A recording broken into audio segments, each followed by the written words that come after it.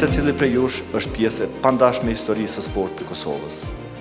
Çdo medalje, çdo rekord dhe çdo përfaqësim me dignitet është një gur themel i rrugës tonë olimpike e ju jeni frymëzim për fëmijët që sot ëndrojnë të bëhen sportist dhe shpresë për një të ardhme edhe më të ndritur të sportit tonë në vendin tonë.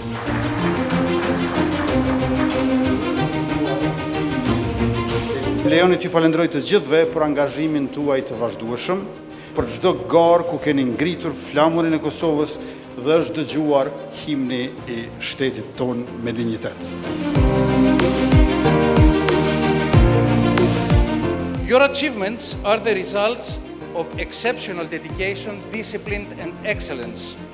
You are a source of pride for Kosovo and an inspiration for all of us. Your success also reflects the steady progress of sport in the country.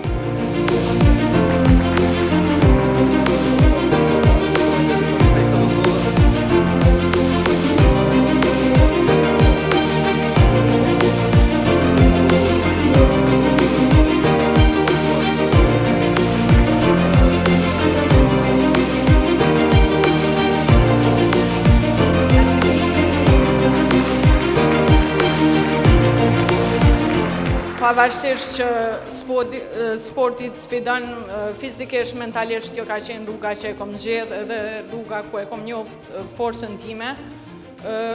Kulmi karrierës time ka me qenë medalja orë olimpike.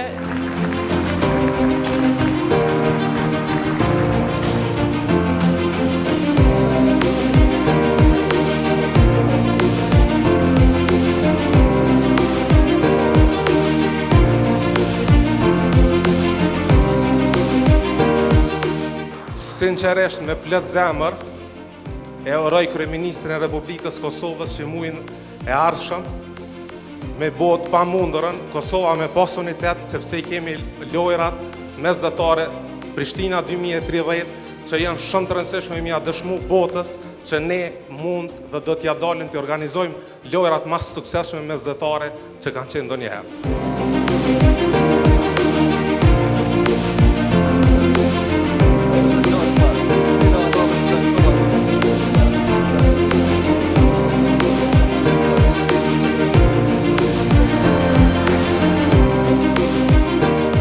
Qëllimi im kryesor ka qenë që ndërtojmë kontinuitet e vazhdimësi të rezultateve me trenera tjerë, kur kush është I përjetshëm me asun, kështu që kjo më bën jashtëzakonisht krenar e ky trofeu I 10 është I përbashkët me kolegtin. Jam shumë I lumtur që po shpallem sërish sportist I vitit.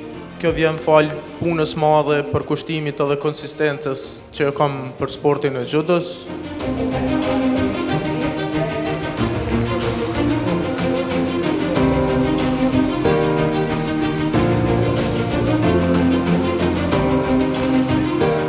Është një kënaqësi e veçantë që prapë të shpallem si sportiste e vitit.